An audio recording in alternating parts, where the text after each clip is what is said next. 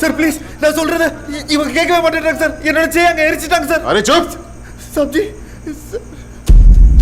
ஏய் உன் பேர் என்ன? சார் சேவை எரிச்சிட்டானுங்க சார்.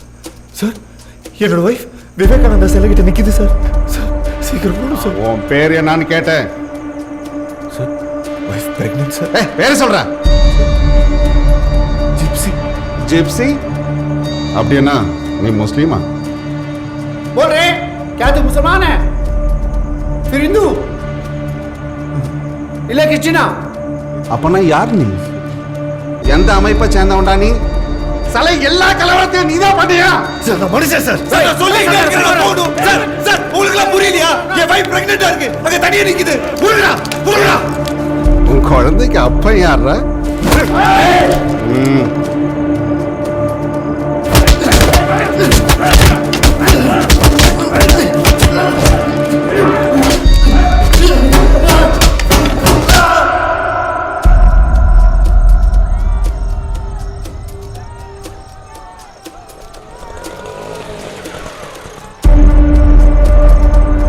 இன்னொரு வரலையா? இந்த நேரத்தில் இங்க நிக்க கூடாதுமா. ஊரே கலவரமா இருக்கு. இப்போ சேஃப் இல்ல. காலையில் அவர் தேடிக்கலாம். பயப்படாத, வண்டியில ஏறுமா. இருந்தா டேஞ்சர். கலவரக்காரலாம் இங்கே தான் வந்துட்டு இருக்கா. வாமா. காலையில் அவர் கண்டுபிடிச்சு பார்த்துக்காரு.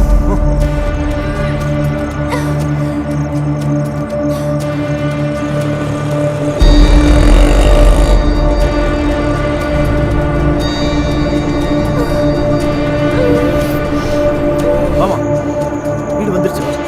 காலையில் ஹஸ்பண்ட் விட்டுறோம். வாமா வாமா, பார்த்து வாமா. புள்ளதாச்சியா வேற இருக்க, பார்த்து வாமா.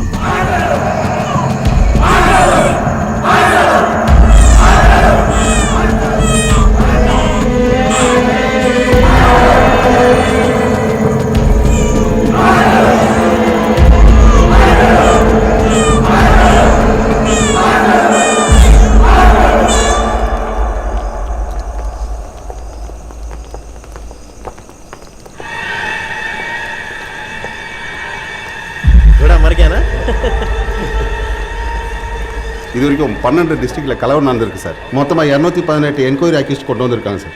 நம்பர்ஸ் கூட்டிகிட்டே இருக்கு. யோ, விசாரணை கமிஷன் அது இதுன்னு இளவெடுப்பானுங்க. இந்த உருப்படியெல்லாம் கணக்காத ஆகும். இவனுங்க பொலிட்டிக்கல் ப்ரெஷரில் நம்ம கொட்டையை கசக்குவானுங்க. இந்த மீடியா வேறு மைக்கை தூக்கிட்டு கூட்டமாக வந்துடுவானுங்க. சார் என்னையா மீடியாவில் எக்ஸ்போஸ் ஆனால சார், அவங்க ஆள் ஒருத்தன் விகாட்டியும் உள்ளே கொண்டு வந்துட்டோம் சார். சரி, லாக் பண்ணிட்டு கிளம்பு. பார்த்து வீக்கே அந்த என்ன சார், எப்படி நாளைக்கு வந்து வெளியே எடுத்துருவாங்க. அது வரைக்கும் நல்லா பார்த்துக்கங்கண்ணே. நைட்டுக்கு சாப்பாடு முன்சிக்கிறதுல இறக்கிடுங்க சார். தம் தாக்கிட்டு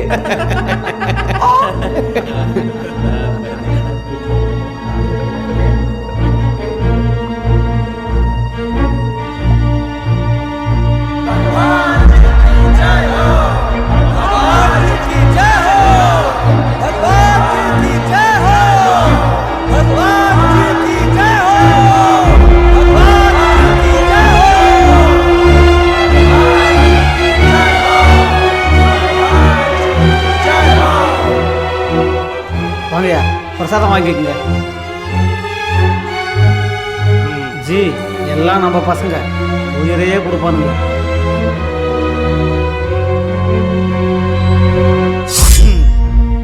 நம்ம நாட்டோட பாதுகாப்புக்கு நாம தான் பொறுப்பு.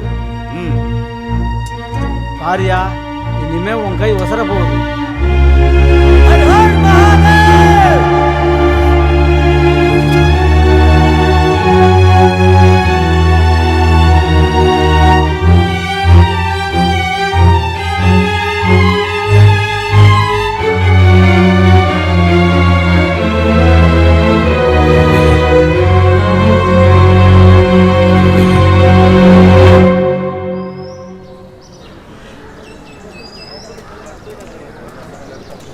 நாங்கள் உண்மை அறியும் பாதுகாப்பு குழுவிலேருந்து வந்திருக்கோம். இந்த கலவரத்தை பற்றின உண்மைகளையும் ஆதாரங்களையும் முழுமையாக திரட்டிட்டு தான் உங்ககிட்ட பேச வந்திருக்கோம். எல்லாரும் நான் சொல்றத ஒழுங்கா கேளுங்க.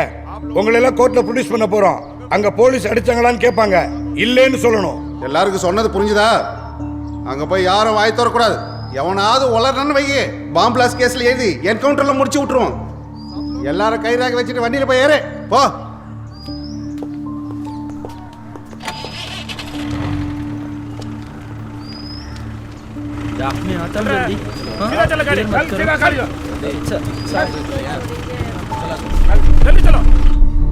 போலீஸ் உங்களை அடிச்சாங்களா? பயப்படாம உண்மையை சொல்லுங்க. போலீஸ் உங்களை அடிச்சாங்களா?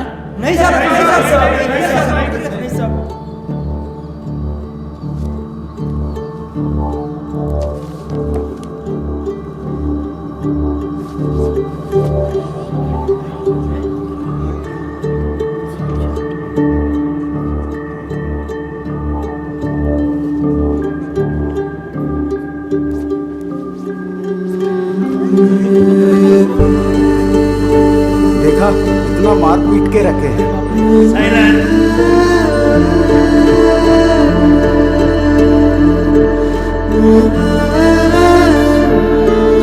சந்தேகத்தின் அடிப்படையில் கைது செய்யப்பட்ட விசாரணை கைதிகளை ஓராண்டாக நீதிமன்றத்தில் ஆஜர்படுத்தாமல் சிறையில் வைத்திருப்பதே தவறு. அதுவும் அவர்களை அடித்து சித்திரவதை செய்திருப்பது மிகப்பெரிய தவறு. இப்போதும் கூட மக்கள் பாதுகாப்பு கண்காணிப்பகத்தைச் சேர்ந்த சமூக ஆர்வலர்கள் தொடர்ந்திருப்பதனாலேயே இந்த வழக்கு நீதிமன்றத்திற்கு வந்திருக்கிறது. காவல்துறையின் இந்த செயல் வருத்தமளிக்கிறது. சம்பந்தப்பட்ட அதிகாரிகளை வன்மையாக கண்டிக்கிற இந்த நீதிமன்றம் அதே நேரத்தில் பாதிக்கப்பட்ட அப்பாவிகளை உடனே விடுதலை செய்து போதிய மருத்துவ உதவிகளை அவர்களுக்கு அளிக்குமாறு உத்தரவிடுகிறது.